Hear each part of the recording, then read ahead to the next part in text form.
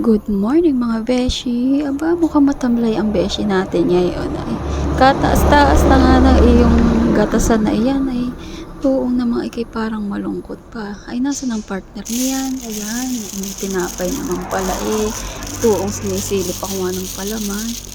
Oo, ay kain po kayo. Ayan, ay yun ang unang kagat. Ayun, ay tinapay agad. Kaya ayan, yung mga gilid-gilid na lang muna ang iyong kainin at maya-maya kayo makakarating na din diyan sa palaman na iyong sinisilip-silip. Parang malungkot yata ang beshi natin. Huwag ka nang malungkot at sadyang gayaan ang iyong pinakain. At yan ang binigay sa atin eh.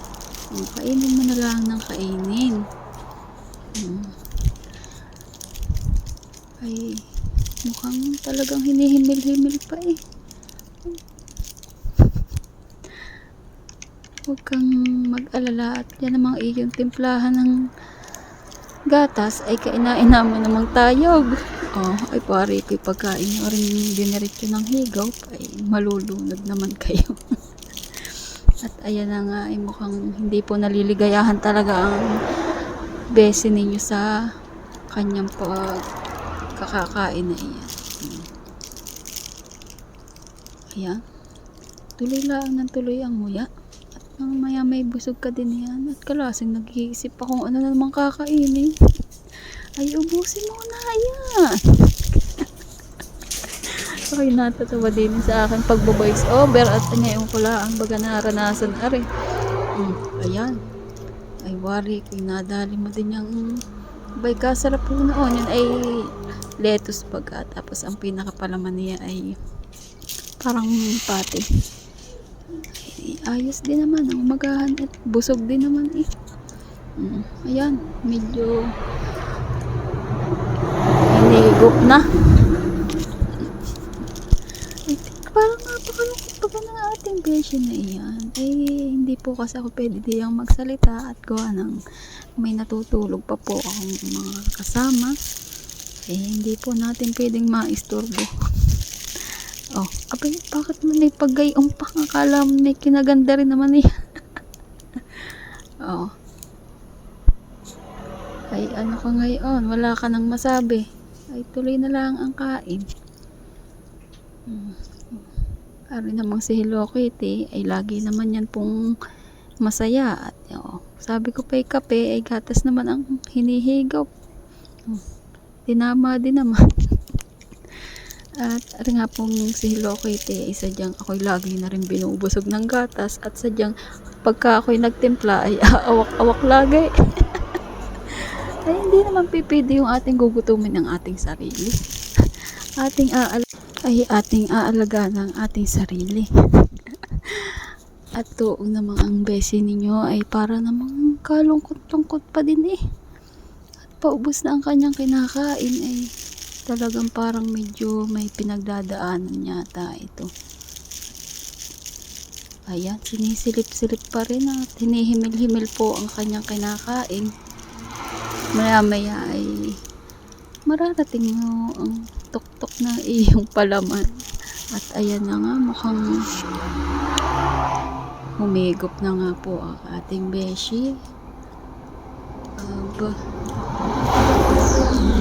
Nako, ayun, ang pinaka-target kanina pa, di kinuha lang ang palaman.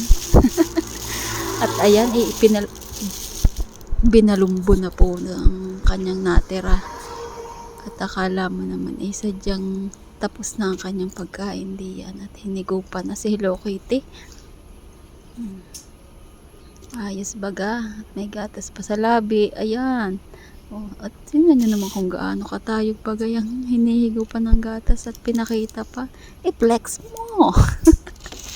Ay, puno daw naman ika. Ay, iyon. Sumimple pa ng isa at may pa-waferets pa pala. Baka naman po tayo ay makikita ng taga-waferets ay ating ipopromote. Baka naman. Ayan po ay sadyang lagi nating ipinapartnet sa aking umagahan. At ang amin po laging umagahan din ay tinapay. At wala pong pakanin sa umaga, laging tinapay. Di tayo laging diet. Huwag lang dadayitin sa gatas. At yan lang sadya nagpapasaya sa beso ninyo.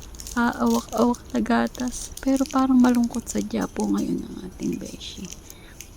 Saw-sawi muna at kalasing na sarapan sa pagkakasaw-saw. Ano kayang iniisip na naman ito?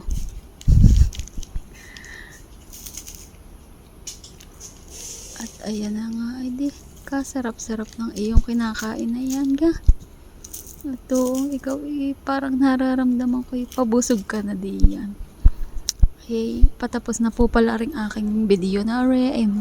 Ako po'y magpapasalamat na po sa inyo kung natapos niyo po ang video ko, ang aking pagbo-voice over. At ngayon lang po sadya ako nag-voice over ng ganit. Pasensya na po kayo sa aking salita at ako naman po ay taga Quezon ay kaya ganun ang aking salita.